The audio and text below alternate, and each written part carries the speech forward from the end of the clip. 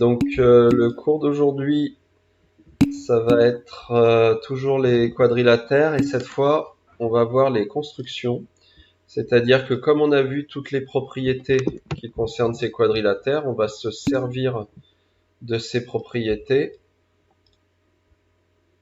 pour arriver à les construire. Alors la fiche que je mets ici, c'est correspond à la fiche de droite de leçon, c'est-à-dire la fiche des exemples. On ne l'avait pas encore vu pour ce chapitre. Et donc, pardon, excusez-moi, ça va consister à construire deux quadrilatères. Mais pour les construire, ces quadrilatères, on va se servir des propriétés que l'on a vues.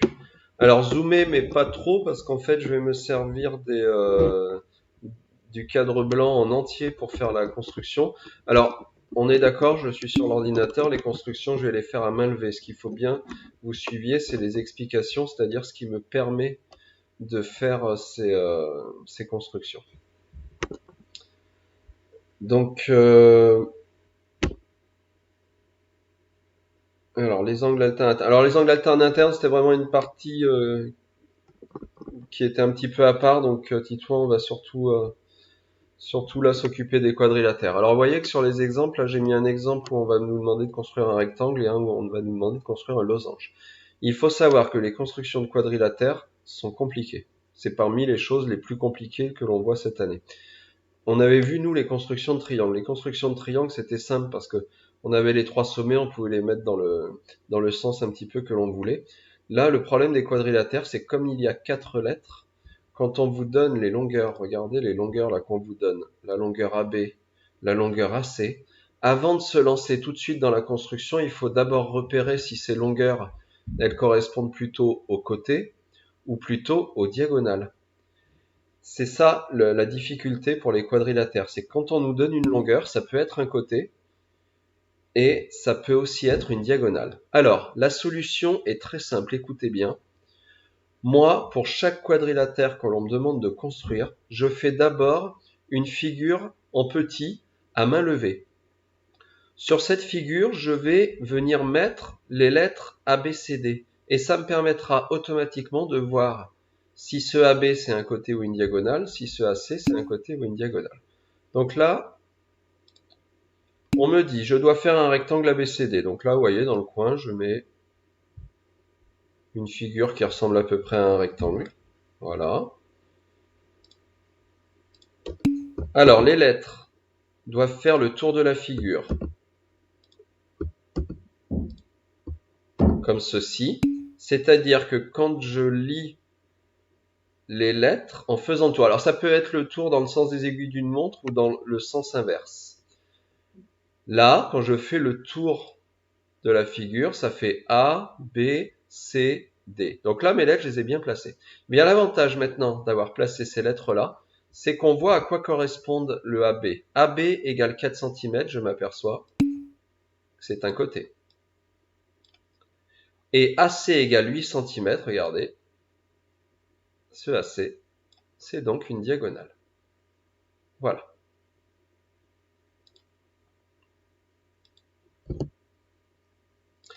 Il va donc falloir que... Attends, je décale un peu. Voilà. Il va donc falloir que je trace un rectangle qui fasse 4 de côté. Alors côté, on ne sait pas si c'est la largeur ou la longueur. Et qui fasse 8 de diagonale. Maintenant, il ne faut pas oublier qu'un rectangle, ça a plein de choses particulières. Je vous rappelle, on a vu des propriétés. Le rectangle, il a 6 propriétés en tout. Il a les 4 propriétés qu'on avait écrites pour le parallélogramme, mais il a 2 propriétés en plus. Donc, on va se servir de ça. Alors là, il y a plusieurs solutions. Il faut savoir que très souvent, les quadrilatères, on a plusieurs solutions pour les tracer. Alors, on me propose de commencer par la diagonale. Oui, je peux avoir une méthode qui commence par tracer le 8. Je peux aussi avoir une méthode qui commence en traçant le 4. Alors moi, je vais faire la méthode qui correspond ensuite à la fiche de leçon que je vous donnerai sur Pronote. Moi, j'ai pris la méthode en commençant par le 4. Voilà. Alors au niveau angle, Elliot, il y a certains angles qu'on ne connaît pas. Par contre, on connaît au moins les angles droits du rectangle, on va s'en servir. Alors regardez, là je vais me dire, bon, je commence à tracer le côté de 4. Donc je trace un côté de 4 qui s'appelle AB. Ça c'est bon. Et là, ce qui serait bien, c'est que je puisse tracer le 8. Le problème du 8, c'est que je ne sais pas où le tracer. Regardez, si je trace le 8 par ici, il va aller là-bas. Et après, quand je vais rejoindre avec B, ça ne va pas former l'angle droit. Si je le trace par là, le 8, quand je vais rejoindre avec le B, ça ne va pas former l'angle droit. Ce qu'il faudrait, c'est que j'arrive à tracer 8, mais en faisant l'angle droit. Eh bien, moi, ce que je vais me dire, c'est que je vais tout de suite faire l'angle droit. Alors là, on est d'accord, je fais à main levée, c'est pas très propre. Mais l'idée, ça serait, je prends mon équerre que je mets le coin de l'équerre en B, et là, je vais tracer la perpendiculaire, mais comme je ne sais pas sa longueur, regardez ce que je suis en train de tracer, c'est le côté BC. Je ne connais pas sa longueur au côté BC. Je le trace d'une certaine longueur, mais ce qui m'importe, c'est que là, j'ai bien fait un angle droit. Voilà. Et là, maintenant, je vais me dire, comme AC, donc en partant de A, il faut que je trace 8 pour rejoindre les pointillés. Alors là, on a deux solutions. Soit on prend la règle, on met le 0 sur A et on fait pivoter la règle jusqu'à ce que le 8 arrive sur les pointillés. Soit je prends le compas. Le compas, je pique sur A, j'écarte de 8. Eh bien, en faisant un arc de cercle, ok, je trouverai le 8 cm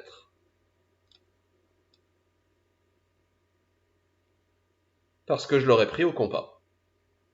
Alors, quel est l'avantage d'avoir fait ça? J'ai l'angle droit, donc je suis bien parti pour faire un rectangle. J'ai mon 8 cm qui correspond à C, ça veut dire qu'ici, je viens de trouver le point C. Et là, maintenant, je peux repasser en trait plein le côté BC. Donc, pour l'instant, regardez par rapport à mon modèle. Alors, mon modèle, il ressemblait pas trop, c'est pas grave, ça, c'est pas gênant. Mais au moins, mon modèle, il me permet de voir que pour l'instant, j'ai construit une partie du rectangle ABC. Alors maintenant, je vais vouloir le terminer. Qu'est-ce que vous proposez pour pouvoir terminer mon rectangle, c'est-à-dire trouver le point D? Alors, qu'est-ce que vous proposez? Alors, Titouan refait des pointillés. Oui, mais précisément, à quel endroit? En partant d'où? Justin, on peut faire une symétrie? Oui. Enzo, on peut refaire 4? Oui, mais plus précisément. Chloé, oui, il y a aussi une autre méthode, c'est de tracer l'autre diagonale, parce que dans un rectangle, les diagonales font 8. Donc je peux aussi partir de B et tracer l'autre diagonale qui fait 8.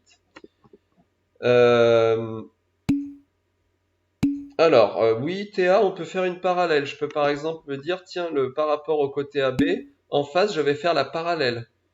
Donc ça peut marcher. Enzo, le 4, donc oui, en partant de C jusqu'à D. Très bien, mais en faisant attention à quoi? Je vais partir sur l'idée d'Enzo. Je vais vouloir tracer, regardez, le 4 qui est en haut, je vais vouloir le tracer en bas. Mais je peux le tracer par là, je peux le tracer par là. Comment je vais faire pour le tracer correctement? Oui, que ça fasse un angle droit. Très bien. Donc là, l'idée, ça va être, je vais placer le coin de mon équerre sur C en mettant l'équerre le long de BC. Je vais faire un angle droit. Mais là, je ne vais pas tracer des pointillés. En faisant mon angle droit, je vais retracer 4. Parce que je sais que dans un rectangle, les côtés opposés ont la même longueur. Et là, quand j'ai fait ça, j'arrive au point D. Et j'ai plus qu'à relier avec A, j'ai mon rectangle. Voilà. Je vous montre d'autres méthodes. Chloé avait parlé de diagonale. Oui, je pouvais par exemple, regardez, prendre la diagonale qui fait 8. Et sur cette diagonale qui fait 8, je cherchais le milieu. La moitié de 8, c'était 4. Donc j'aurais pu pointer, faire un petit repère au milieu. Et après, en partant de B, je retraçais l'autre diagonale de 8. Alors là, ça aurait fait 4. Et en faisant 4 de l'autre côté, j'arrivais à D. Et après, j'avais plus qu'à relier. Pourquoi pas? Ça pouvait très bien marcher.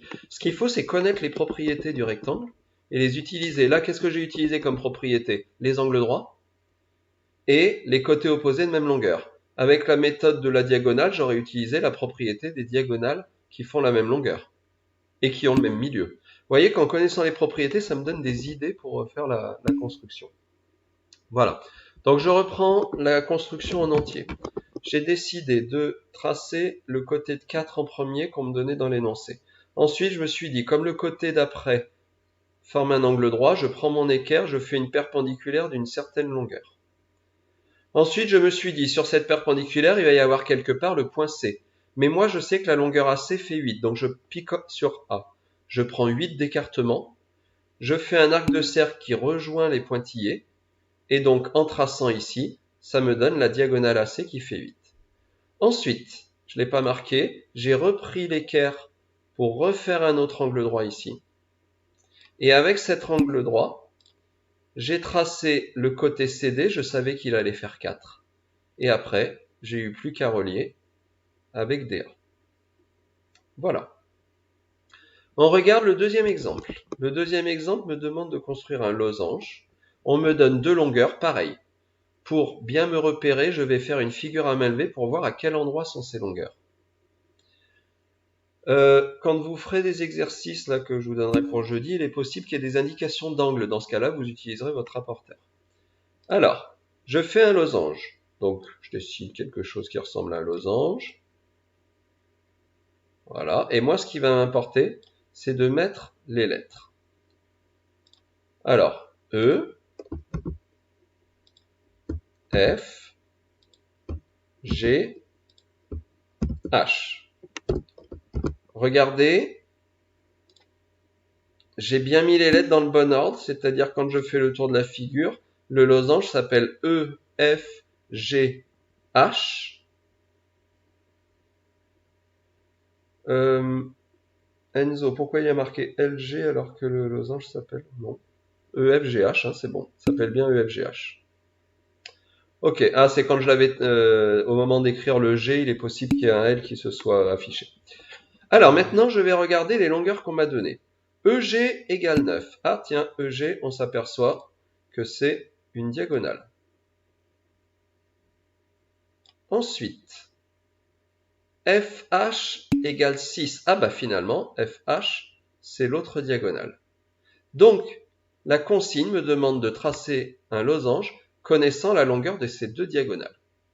Ok. Oui, mais les diagonales, on sait qu'elles ont des choses particulières dans un losange. Est-ce que vous pouvez me dire, qu'est-ce qu'il y a de particulier pour les diagonales d'un losange? Parce que ça va me servir, ça, pour la construction.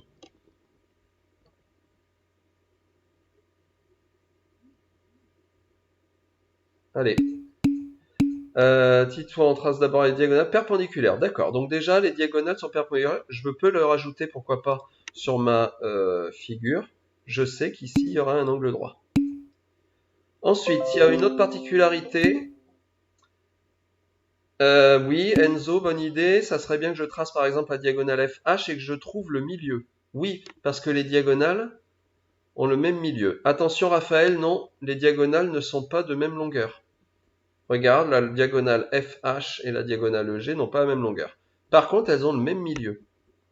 Donc, moi ce que je vais pouvoir me dire, c'est que cette diagonale FH qui fait 6, je pourrais peut-être trouver son milieu facilement. La moitié, ça sera 3. Donc, je peux partir de là. Allons-y. Je trace 6 cm en cherchant tout de suite le milieu. Donc, en fait, là, ce que je fais, c'est que je prends deux parties de 3.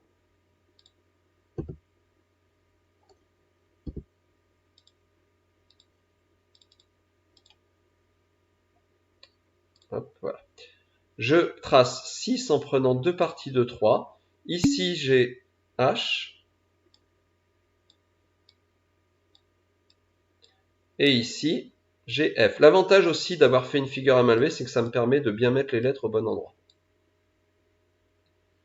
Alors ensuite, tout à l'heure, on m'a dit les diagonales sont perpendiculaires. Ce que je vais pouvoir faire, c'est prendre mon équerre à l'endroit du milieu de HF, mettre le coin de l'équerre et tracer une perpendiculaire. Donc je vais tracer une perpendiculaire vers le haut et vers le bas. Mais est-ce que je connais la longueur de cette perpendiculaire? Dites-moi. Est-ce que je connais la longueur de la perpendiculaire que j'ai envie de faire? Elle fait combien?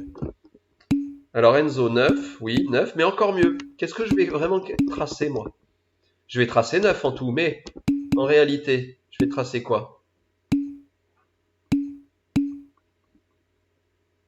Chloé, oui, je l'ai, 4,5. C'est-à-dire que je vais me dire que si la diagonale, ok, il y en a plusieurs qui trouvent. Si la deuxième diagonale fait 9, faut pas oublier que les diagonales ont le même milieu. La moitié de 9, c'est 4,5. Moi, je vais en fait tracer, donc là, j'ai pris un angle droit avec l'équerre.